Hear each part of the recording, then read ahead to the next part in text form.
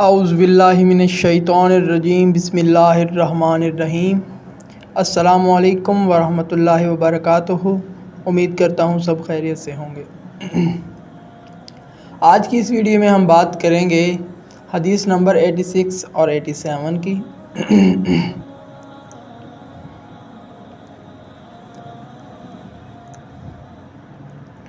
حدیث نمبر 86۔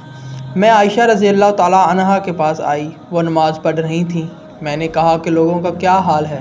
تو انہوں نے آسمان کی طرف اشارہ کیا، یعنی سورج کو گرہن لگا ہے۔ اتنے میں لوگ نماز کے لیے کھڑے ہو گئے۔ حضرت عائشہ رضی اللہ تعالیٰ عنہا نے کہا، اللہ پاک ہے۔ میں نے کہا، کیا یہ گرہن کوئی خاص نشانی ہے؟ انہوں نے سر سے اشارہ کیا، یعنی ہاں۔ پھر میں بھی نماز کے لیے کھڑی ہو گئی۔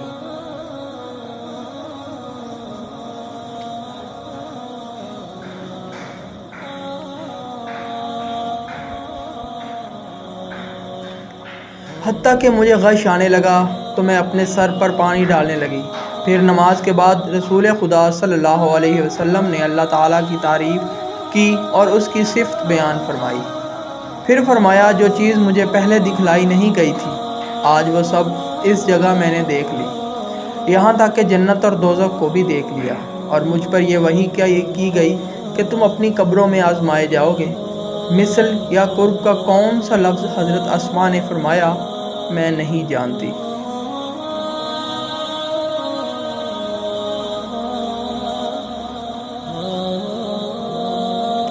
فاطمہ کہتی ہیں، یعنی فتنہ دجال کی طرح آزمائے جاؤ گے۔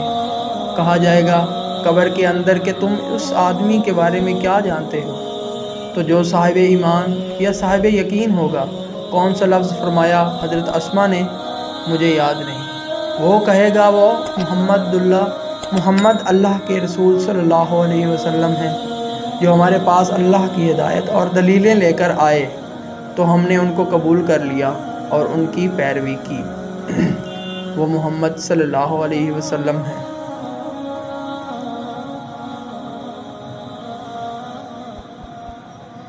تین بار اسی طرح کہے گا۔ پھر اس سے کہہ دیا جائے گا کہ آرام سے سو جا، بے شک ہم نے جان لیا کہ تو محمد صلی اللہ علیہ وسلم پر یقین رکھتا تھا۔ اور بہرحال منافق یا شکی آدمی، میں نہیں جانتی کہ ان میں سے کون سا لفظ حضرت اسماء نے کہا۔ تو وہ منافق یا شکی آدمی کہے گا کہ جو لوگوں کو میں نے کہتے سنا، میں نے بھی وہی کہہ دیا، باقی میں کچھ نہیں جانتا۔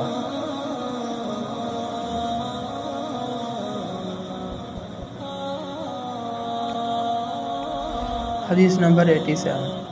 میں ابن عباس رضی اللہ تعالیٰ عنہ اور لوگوں کے درمیان ترجمانی کے فرائض انجام دیتا تھا۔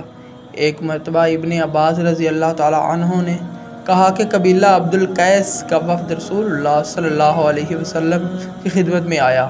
آپ صلی اللہ علیہ وسلم نے دریافت فرمایا کہ کون سا وفد ہے یا یہ کون لوگ ہیں؟ انہوں نے کہا کہ ربیعہ خاندان کے لوگ ہیں۔ آپ صلی اللہ علیہ وسلم نے فرمایا کہ مبارک ہو۔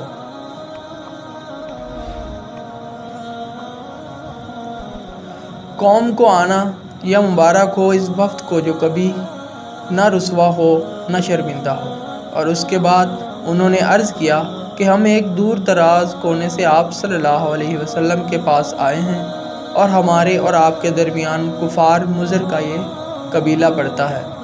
اس کے خوف کی وجہ سے ہم حرمت والے مہینوں کے علاوہ اور ایام میں نہیں آ سکتے، اس لیے ہمیں کوئی ایسی قطعی بات بتلا دیجیے کہ جس کی ہم اپنے پیچھے رہ جانے والوں کو خبر دے دیں۔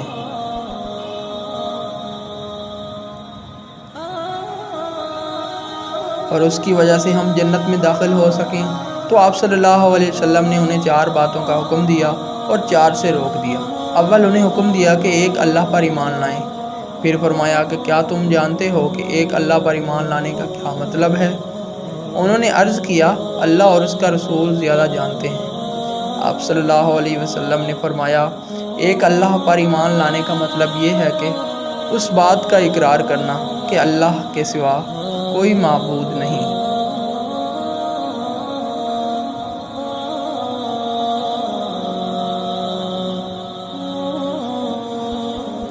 اور یہ کہ محمد صلی اللہ علیہ وسلم اللہ کے سچے رسول ہیں، اور نماز قائم کرنا، زکوٰۃ ادا کرنا اور ماہ رمضان کے روزے رکھنا، اور یہ کہ تم مال غنیمت سے 5واں حصہ ادا کرو، اور 4 چیزوں سے منع فرمایا، دبا، حنتم اور مزفت کے استعمال سے، اور چوتھی چیز کے بارے میں شبہ کہتے ہیں کہ ابو حمزہ بسا اوقات نکیر کہتے تھے اور بسا اوقات مکیر کہتے تھے۔